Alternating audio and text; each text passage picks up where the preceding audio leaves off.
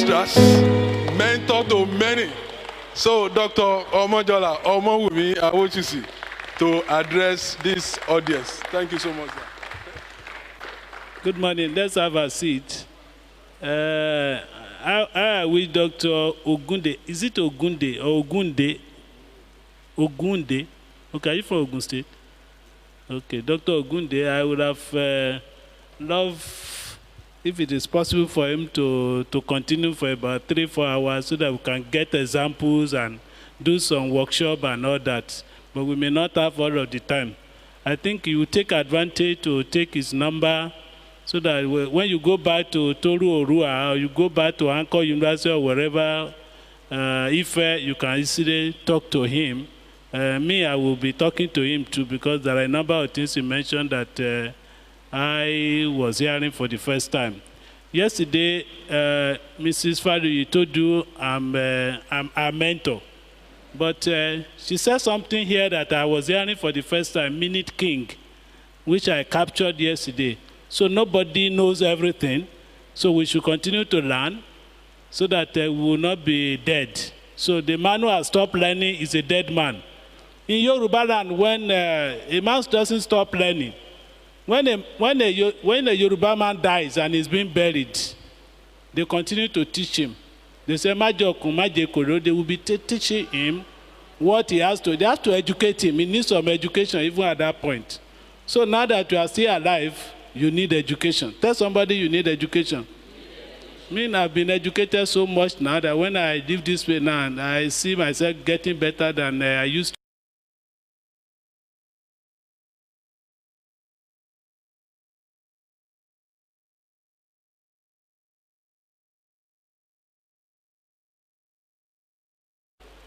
I don't celebrate effort. I celebrate success. Don't come and tell me that when you were doing it, NEPA took light, or your vehicle broke down on the way, or something happened, or because there was a strike, you couldn't write the minutes. But if I don't blame you, then that means you have done well.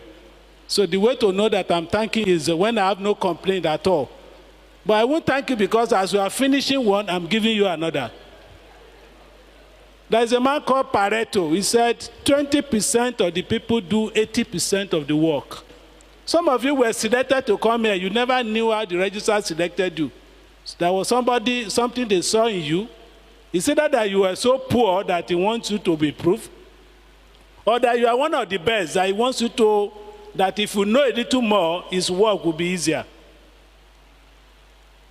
Are you listening to me now? Maybe I want to believe that he wants you to be one of the 20% of the group that will move your university forward. And the registrar here was one of my 20% group. When he worked with me, he sat with me 5 years as he was he was to be called personal assistant. But I told you I don't need personal assistant. I need somebody who's going to be head of the registrar's office. Before me, somebody who just be personal assistant will be following you. I said, I don't need that kind of thing. They gave me a man. They called him security aide. I told this man, don't open the door of the car for me because I have my hand. Don't follow me anywhere. Anywhere I can't get to in this university and they will beat me up, then that may have done something wrong. Don't follow me anywhere. So just when we get to office, stay there. Whatever you can help them to do and benefit yourself, go and register for a degree course. So nobody say, I will be here for 10 years. You say the only thing you have achieved is foreign registrar. That would be terrible for you. So after 5 years, it was as if maybe he thought that we quarreled. I said, you will leave this office. You have served me for 5 years and we have done so well, but I'm moving you out to register office. He told me, what have I done? I said, I have not done anything, but I don't want to eat your life with my own life. You understand? In Yoruba, I say, so nobody thought of him coming to become registrar of Redeemers University. I knew that if he has to serve me for 10 years, the day he wants to attend interview in Redeemers University, they will check the CV, say 10 years register office. It will look like some people will think that is zero. What do they do there? Since there is a register, what were you doing? But what happened? If you now, out of 10 years, if you are working exams and record in student affairs, it will be counted. If it's 5 marks, you will have better marks. So I'm not somebody who will use up another person's life because I want to improve. I pick up another person again, and that person is now deputy registrar, and he will be obtaining PhD any moment from now. Don't plant a tree because you want to sit under the tree. You plant a tree so that other people can sit under it. So I'm happy that he has done very well.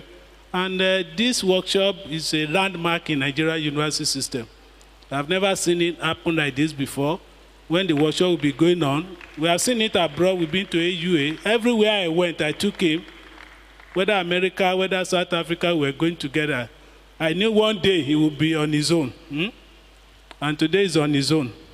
I hope you have enjoyed this workshop. Now, I'm no longer around him to say, do this, do this. If I had been clapping for him, I said, you are doing well, you are doing well, he would probably not have been able to do well. He said? Oh, he didn't tell you that you... no. That's, maybe we'll tell you that later. Any meeting I attended, he must have attended. You know, so anything that I've tasted, he must have tasted. But because a time is coming that you don't be alone, and that was the way my father taught me. When I was small, when my father was traveling, he would take me along. In those days, when you are inside the car, I see trees moving. I tell my father, why are these trees moving? In those days, you know, you enter car sparingly. I asked my father, the trees, my father says, because you are young, trees don't move. It is because very soon you will see that. Now, when I'm inside a car, I don't see trees moving again. How many of you, when you were young, you were inside a vehicle and it appears no, it is you that is moving. The trees are not moving. Now, what is this? You can see, is this it? This is an apple. Do you like this apple? This apple, do you like it? Well, that is the registry system today in Nigerian university. It used to be a very beautiful apple. And if I even say this is the Nigerian university system today, the apple is there, but it has been beaten. I don't know who is biting it or what is biting it. And those are the things I want to share with you within the next 1 hour or so. There are 5 types of administrators. I don't know whether Mr. Oguru could tell you or Bala Adebada. 5 types of administrators: policy administrators, academic administrators. Academics in administration. Dr. Ogunde is an academic in administration. He's also a professional in administration. He's an IT man brought to the university to manage things and to be chairman of committees, a professional. If he's translated from here to Chevron, he will not be doing university because the professionalism will still be there. But here now, the university is using him as an administrator, but he's not a career administrator. You sit here, you are a career administrator. The reason why you were employed is to facilitate what we do in the university. Administration is making things work. Before you came this morning, somebody cleaned this place. Somebody brought the projector. Somebody brought the PA system. Somebody opened the doors. Somebody made sure that we are called together. Somebody invited you. Somebody told you who is going to speak. What time are we going to spend? That is my definition of university administration. Baraibu Musa was impeached in 1982 or thereabout. Just before his impeachment, he was governor of the Denka. He said, we are today living in times of great changes. The whole order is crumbling fast. New systems of things and activities are emerging. It is our responsibility to understand these changes and utilize them for human progress. You have been told the changes in the technology by our Dr. Ogunde. Things are changing. But you know, in 1982, I was a student about to graduate at the then University of Ife. There was only one computer in that university, and it was inside a big house. When they say we are going to computer center, people will queue outside. It was like an Osonyi. If you know what Osonyi is, inside that building. Many of you are millennials. You don't know what I graduated in 1984. That was Ife. You know, Ife is one of the best universities in the world, but it had only one computer. I never saw that computer because we would stay outside. I only went there during student union election. They said that is why they will be counting the student union election. And it took 2 days to finish, the computer to finish what you will now do in 5 minutes. But today, things have changed. What are the emerging issues? I want to discuss the emerging issues in university administration. I will look at the global issues, then I will come to local issues. Can we continue? Global issues. What are the global issues? Am I the one moving this thing or somebody is helping me to move?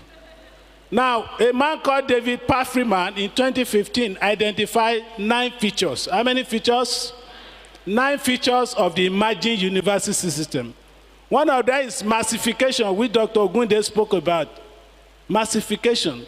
My matriculation number in University of Ife was 800305 because I entered the university in 1980.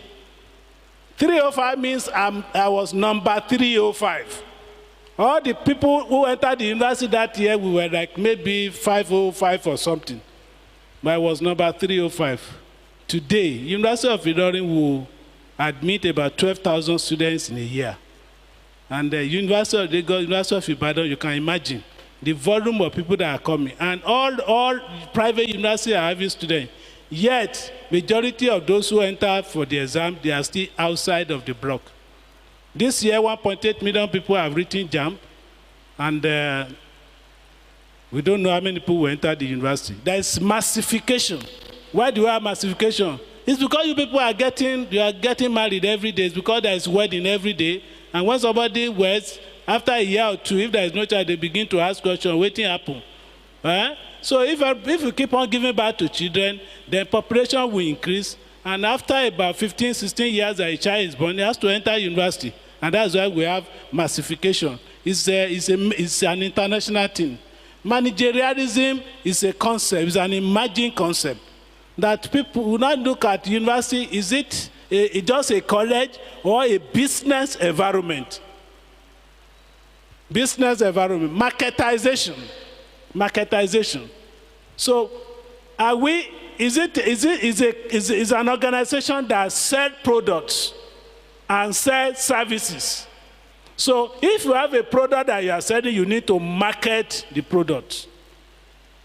In 10, 20 years' time, it is likely that private university in Nigeria will overtake the public university. You know why? Because public university now, they don't advertise. They don't say, send your children to us. They believe that whether we advertise, people will come. They don't tell you how good their university is. They believe that naturally people will come. But it may not be like that in 25 years' time. Because it is a market. Commercialization. No, before 1999 or so, there was no single private university in Nigeria. Now, there was deregulation and commercialization. There is competition now. There was no ranking system when I was in the undergraduate. The ranking system in the world, there was no way if Ibadan or ABU would not have been among the best 200 universities if ranking was done in 1982 that I was talking about. But today there is competition. There is corporatism. For anybody to be vice chancellor now, somebody asked a question that how do we sensitize upper management, the man from Toru, how do we sensitize? It is the personality of who the vice chancellor is. If the vice chancellor does not buy into ICT, then nothing is going to happen. That university will not have money to run. That university will not do things fast. That university will remain where it is. So at the point of bringing in somebody as register of vice chancellor, you need to be sure that this one is ICT person. If it's not going to drive anything. These are the 9 features. But somebody has a different idea. McAfee, he said that there are 5 drivers of change in university administration today in the world. One is globalization, the knowledge society, social change, the role of the state, and academic specialization and postmodern challenge. Today, NUC will not allow us to. I was sharing with Niadi Dauda from Anchor University this morning. I asked him that, do you do Christian religious studies in Anchor? That Deeper Life or Redeemed, we should be able to flow such courses. They said they have it, but students are not coming. And I said, why don't you say it's religion and development studies? If you say religions and development studies, there is nothing you want to say about development, about peace, about security that the Bible does not cover. So if you create a program like that, say, cattle headmen, fighting, terrorism, everything is taken care of in the Bible. If you read Exodus, say, if your cow comes to my farm, I eat my maize, that is a way to decide the case. The Bible is clear that you are going to pay compensation. If your cow kills my goat, then you give me 2 goats. So everything, there is nothing for us to fight about. It was, God knew that some of these problems. So if you have a program, but if you say you want to do that now, NUC will tell you that there is no BMAS for it. They will say that it is not in their books, you can't do it. That is the problem. But all over the world, I was in University of Derby, I think 2006. I did a study of University of Coventry, Derby, Loughborough, Leicester, 5 universities. I found out that they were doing anything they like. They can say BSc fashion designing, BSc photography, BSc whatever. Do you understand? Why can't we have BSc amnesty or BSc arresting of militants, something like that? If we have this problem, we should have a program that can solve the problem. Do you know that there is no university in Nigeria that is teaching higher education management? Higher education, this thing we are doing, we have registrar and everything. There is no place you can go and say, I want to learn how to be a registrar. There is no such courses. You have educational management. You have what again? Personnel management. But those ones are not higher education management. Those who came before us, they went abroad. Femi Ekperokun was registered at University of Lagos 1980 to 86. Went to University of Columbia to do MA Higher Education Management. The second registrar of my own university also went to University of London to take certificate in higher education. In Nigeria, it doesn't exist at all. You expect people to perform, but there is no way to train them. And that's the advantage of coming to a workshop like this. How I wish this can be translated into a course, say Redeemers University, BSc, higher education. Can't we do that? Are there not things we can learn? Maybe it is 1 year, it could be postgraduate diploma program or whatever. So in abroad, universities are allowed to look at the problems in the environment. They create programs, and this program. Now they started tourism, they started all manners of things. All this Nollywood, is there any BSc film making in Nigeria? I'm asking you, all of you are watching home video. Don't you think there's a course that where we can, this is the way you do it, this is the way you can produce? Performing arts is different. Performing arts is dancing on the stage.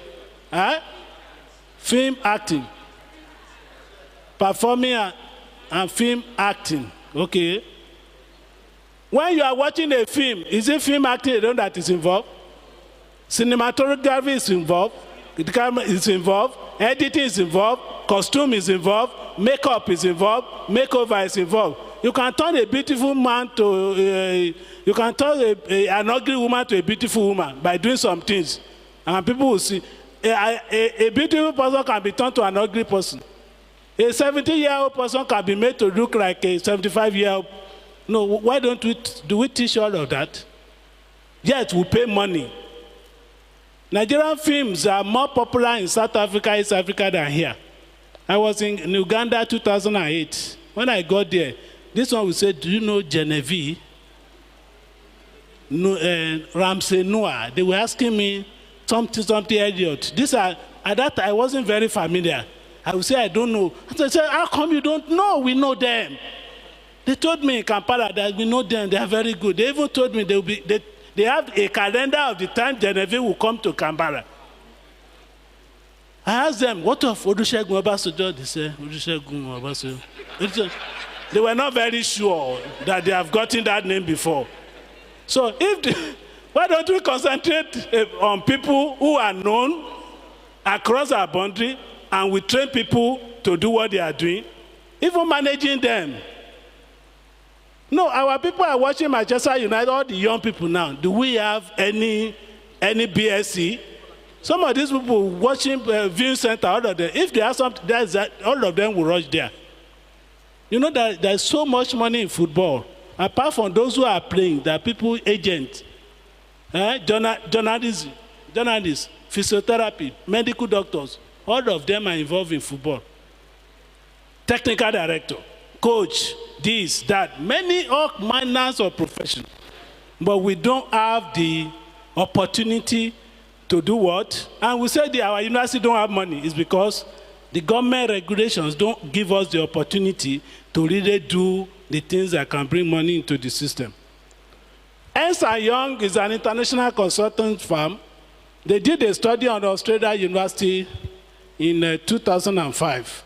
And what were their findings? They found out that there are 5 mega trends now. When you look at university globally, there are 5 trends. One of them is, I want to be sure you are following me, one of them is what? What is it? Digital technologies. The other one is democratization of knowledge and access. The third feature is marketization and funding. The number 4 is what? Global mobility. And the 5th one is integration with industry. These are the 5 trends that they found. These are the things that were driving and we continue to drive Australia University. And these are relevant to Europe and they are also relevant to North America. And they have significant implication on African universities. Now, digital technology, you have asked so much from the ICT expert, in that there is no way I can even impersonate an ICT expert, even if I want to do. I can't even be a successful quack. But I have tried to improve myself over the time. Do you know how I did it? And this is the thing you should do. When I was in NYC in 1984, in College of Education, Faru, Sokoto State, I went to register with people who are learning typing. Because I had a lot of idle time, I joined them. They didn't know I was a copper. I signed like an apprentice. I was going there. I wanted to know the secret of how to type. You know the days of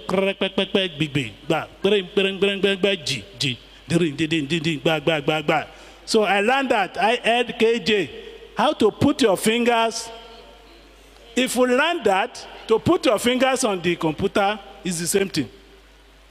So if you are typing your computer with one finger, now you will be slower than me typing. So that one gave me an advantage when the laptop came. And I bought a laptop. But these people, they were faster than me. So people were following me. They learned it faster because I was already, but I forced myself to learn it. Now, you have asked so much, but in what way? In what way is it driving university today? Digital technology is taking university. We can take the university to technology. We can also bring technology into teaching and learning. How do you take the university to technology? There are some educational resources by which you can use to take your product to the world. How many of you have heard of MOOCs before? Massive open online courses. So universities now in the world, they don't need you to come to their campus. There's a particular university in India or China that they have over 100,000 students doing a particular course, and none of them is resident. So all over the world, they can register for a particular course in University of Port Harcourt using this method. But you need to invest every day in ICT before ICT International you can do it. You can have open educational resources. That means you are taking your university. You can have an introduction to safety management, Redeemers University. You put it there. Anybody all over the world can read. But it will look as if you are not making money because they don't pay, it's open. But like a doctor said, each time they click, something will tell us that they have clicked on the website of Redeemers University. The traffic will record against the name of your university. E-learning, M-learning, and all of that. Bringing technology into teaching and learning. So these are the things that so lecturers can use it. You can do assignment, you can send assignment, you can use it to manipulate student results, to manage student results, use it for financial accounting. That is bringing technology for the purpose of supporting teaching and learning. And you see now virtual library. And in Nigeria, we have tinkered and we have tried to edit on ODL, open and distance learning. Bringing technology to teaching, social media, Facebook, Twitter, TeacherTube, Moodle, and things like that will bring that technology, will assist, will use them to assist what we do in the system. Collaborative learning, computer-supported collaborative learning, synonymous terms, e-learning, network, collaborative learning, all of these are things that can help us to follow what is happening in the world. I was in a program of Association of Commonwealth University in 2015. These two guys there were our facilitators. And they taught us that e-learning has gone through, your university can be in any of these 5 levels.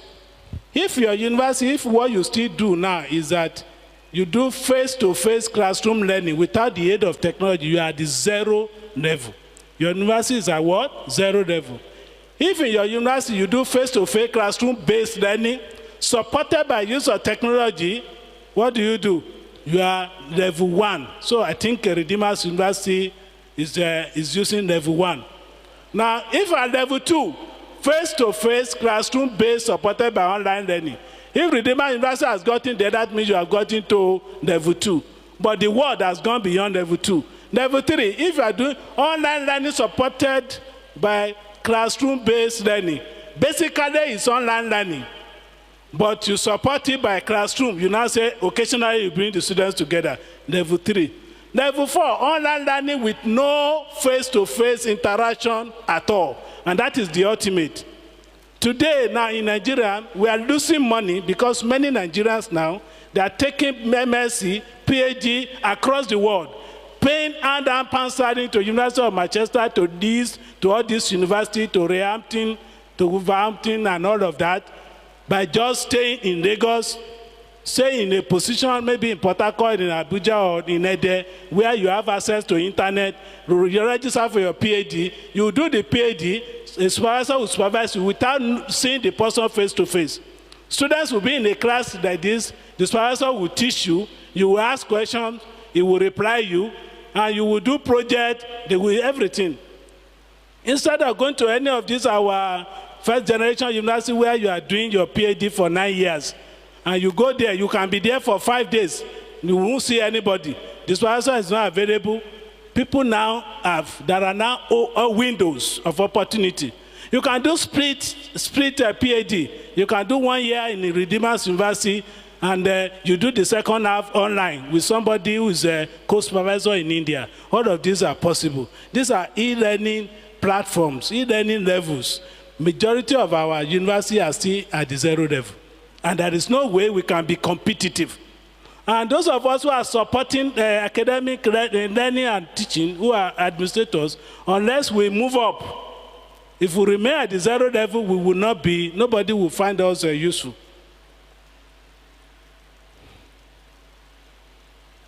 Democratization of knowledge and access, ubiquitous content, broadening of, there is nothing you want to learn. Yesterday, after we read this place, they were showing something on the television, how somebody was in a kitchen, how to make a biripo.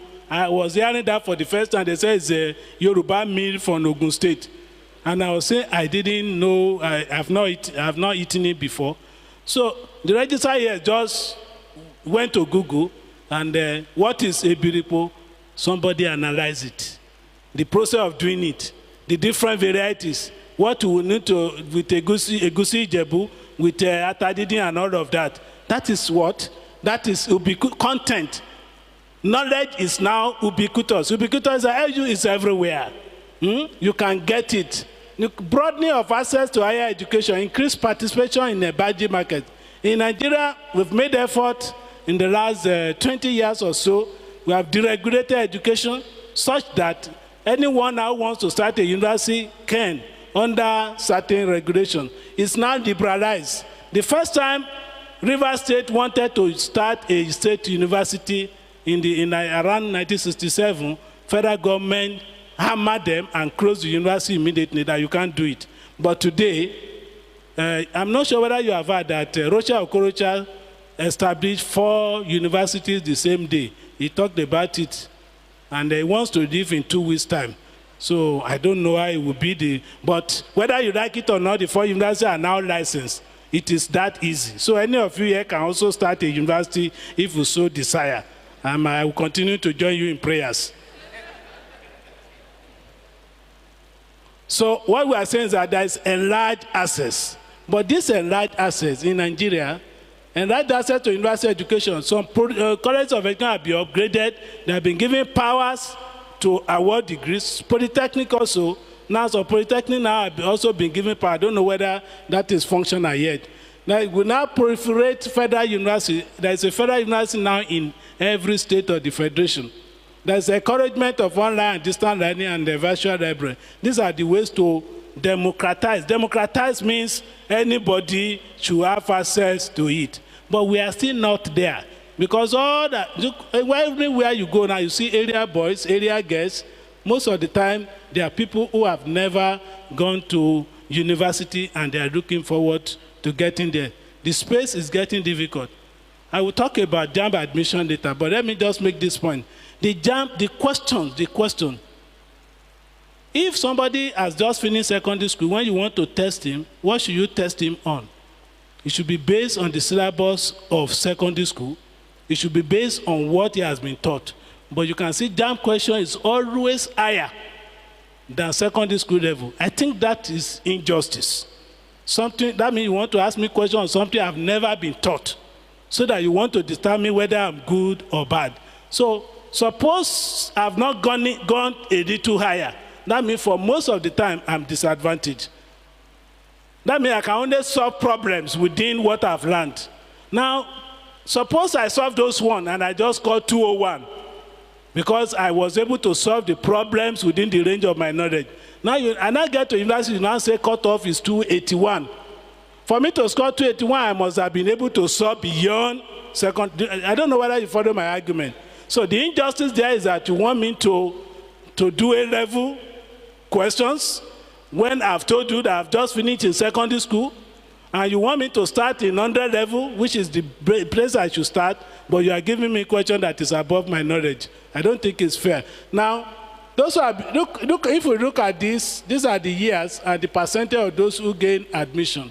It has never been more than 33.3%. And I don't know, except last year, I don't know whether, I don't think it has ever reached 60% of those who wrote the exam. And there is no uniformity in admission requirement. Admission criteria is different from admission requirement. Marketization, I think I've spoken about this, and funding. Funding is the greatest problem of Nigerian university. All the things Dr. Ogunde told you about, intranet, internet, and all that, it takes a lot of money to get it done. And if it is not done, our university will always be will be outside the radar. So many universities are not ranked, they are not graded because they have no visibility on the web. And some websites are not interactive. If you go to a website of some university, what you see there in January, if you get back in May, that's the same information you see there. They may just show you their last convocation, which took place 8 months ago. That's the information, because it is not interactive. But don't you think they will need the right type of personnel? They need the right type of human resources, and they need the right type of architecture. Some universities also, they are not the owners. They don't have ownership of the ICT system they are managing. They just get some few boys from Lagos, abracadabra, they just say you just pay some millions and all of that. They say we are going to be helping you to manage it. At the end of the day, when discussion breaks down between you and that, your system also goes down. So unless you grow it from the inside, you cannot say you own it. Let's look at the percentage of education as share of total federal expenditure. It has never been enough. Nigeria has never gotten to a place where we say education will take so much. Take so much. we want to, now that we even have security problem, the situation has worsened. So we don't ever have enough to fund education.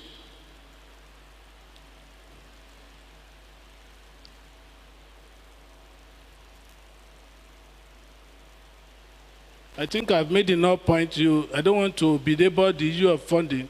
Global mobility of students and staff. All over the world, there's mobility. There's migration and emigration. International education refers to the process by which your university must sell your product to people outside your shores. Either you bring them into your campus as in-house students, which was what used to happen when I was in the university. So people were from Zimbabwe, from Angola. If you go to Ife, you see Angola all. You have Mozambique all. They didn't just get there. There was a time in history that people came from Angola and they were living there. In fact, they were actually built for foreigners. South Africans were coming, and they were even being they were even under Nigerian scholarship. Lecturers, one of our lecturers in Ife was Mutambuka. He was somebody from Rwanda, one of the best economics teachers in those days. So we had lecturers. In philosophy, we have people from Cameroon, from Uganda, from all over. It's no longer like that. So if your university will be internationalized, there must be foreign lecturers. There must be foreign students. But you can also be internationalize by putting your program, sell it out so that they can buy. They stay in their country, they use online, they are still your students. Are you following me? But the most worrisome aspect is that people also move physically from one country to another. They migrate. I'm sure you are aware that many Nigerians go to the Republic of Benin to take university degrees. How many of you are aware? So they have to cross to Republic of Benin, where they speak French, which they don't speak themselves. So they will pass across NASU, University of Lagos, University of Ibadan. They go to Republic of Benin. That's cross-border education. They are crossing boundaries. For people who have money, they go beyond. They go to Ghana. What are they looking for? Stability of academic calendar. Those who have much money, they go to UK, America. People now go to Malaysia, they go to Singapore, and we say we don't have money in Nigeria, but this money is spent far away outside here. It is good because it allows for cross-fertilization ideas. If they can go and come back to our university system, we can marry what they have learned with what we already know to have a more robust. But I don't think that is the objective. Nigerian study destinations are usually UK, Canada, USA, Malaysia, South Africa, and Ghana. Top 5 overseas study destinations, you find out in 2010, 16,000 Nigerians were in UK, 6,500 were studying in USA, 5,400 in Malaysia, 1,006 in Ghana, 1,003 in Canada. Total was 38,851. If we multiply this by just simple 15,000 pounds sterling, that will tell you how much money these ones have to pay from Nigeria economy to UK. 2009, you can see the figures like that. Some people also go to Germany. Now we have South Africa and all of that. This is what we call global mobility. There's nothing wrong. Number of Nigerian students in the United States. This is the analysis that I have. But the most interesting thing, do you think we have Americans coming to Nigerians like that? Canadians, do they come like that? Ghanaians, do they come like that? That is the worrisome aspect. If it is you come, we also come to you. But now, we are rushing our money, and we always complain that there is no money in integration with industry. This is the area of major problem in Nigeria. The industry is not showing sufficient interest. They are complaining that the students we produce, they don't have a priority. Yet, they are not investing in the university system. Wider scope and greater day of industry-based learning, that is the experience Ernst & Young had in Australia. There is a wider scope now and greater depth. When I was registered, we sponsored some people abroad we sent a particular young man, Seyi Oke, to University of Nottingham, UK, to do PhD in civil engineering. He was working on scarification. This thing that they remove from road when they are repairing road, that it can be reprocessed to get additional material that can be used again for road construction. They told us that it cannot resume in a particular year because they want to buy an equipment, and that equipment will cost £100,000. I was wondering, you want to buy an equipment £100,000, how much are we going to pay? How much is the total school fees? They said they have industry, a particular company was to buy it for the university. So they asked him to wait. He had to wait for about 7 months. When they got the equipment, they wrote us. How many companies in Nigeria is actually supporting university like that? NNPC is not supporting Nigeria. It's not supporting university. They give awards, scholarship, and all of that, but beyond that, so they need to invest in university and bring equipment for people to do research and to improve on what we do. That is the way to go. And that the big game will be co-investment with the private sector. There should be investment between the private sector and the university system if we are going to move forward. Large educational system. A report of Going Global 2015, British Council brought out a report which discovered 1, 2, 3, 4, 5, I think 1, 2, 3, 4, 5, 6, 7, 8, 9. 9 nations that are considered large educational system. What do I call them? Large educational system. This is that 25% of young people that are enrolled in university all over the world, they are registered in these 9 countries. And Nigeria is one of the 9 countries. What are the other countries? Brazil, China, India, Indonesia, Nigeria, Pakistan, Russia, UK, and the US. If you are looking for one quarter, if you bring together all those who are schooling in universities in the world, they are in these 9 nations. Let's look at this. Nigeria has the largest number of universities in Africa. I'm sure you know that we are getting close to 200 million now. We are getting close to 200 million. Nigeria population, if we put the population of every other nation in West Africa together, they will still be competing with Nigeria. So that is why there must not be war in Nigeria, because we have no place to go. By the time 10% of Nigeria move to Republic, they won't know themselves again. They won't know that whether they will be confused. If we move to Cameroon, we will overrun them within, because it will be a problem. The only thing is that when they ask for your father's house, you might not be able to point to a particular one. You know, we look alike. And the danger, the danger in it is that we don't speak French. They will easily identify Nigerian.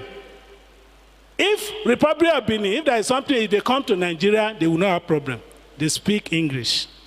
If Cameroon, they enter Calabar, enter Unsuka, they go to school free. Why? They speak English. It is a policy in Cameroon that you must learn the 2 in secondary school. In Republic of Benin, it's compulsory you learn English and French, because you have to go to Lagos to buy things. When they enter Lagos, you are a Nigerian.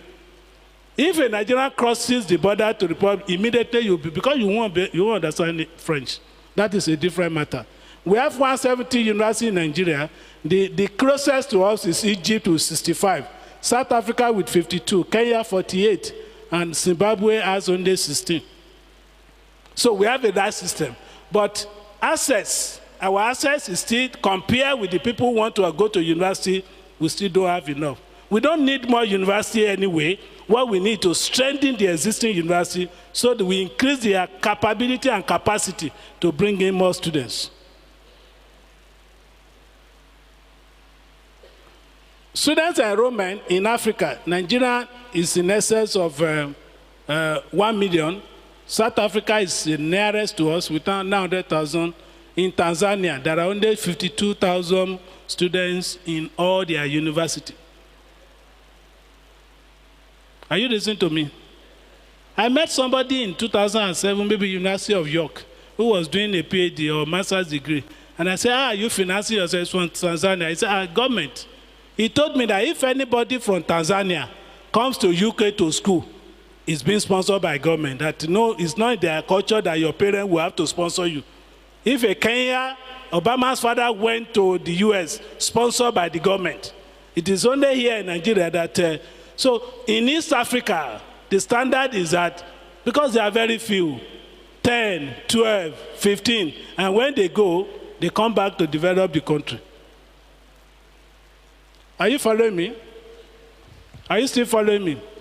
What are the issues we have looked at? What are the issues? The mega issues that are international issues. What are the issues?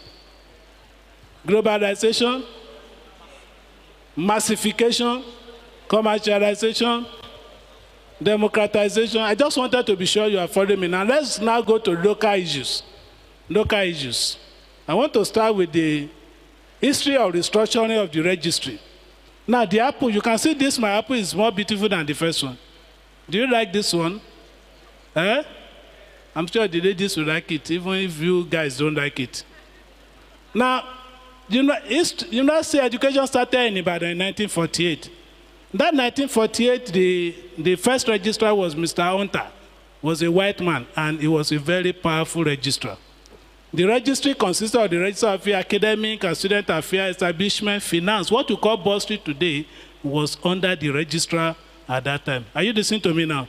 There was no bursar. Finance, work services, hospitality, everything in the university was, because registrar was the head of administration. Everything that is administration that is not about teaching, it's not about curriculum, was under the registrar. So let's look at, you see,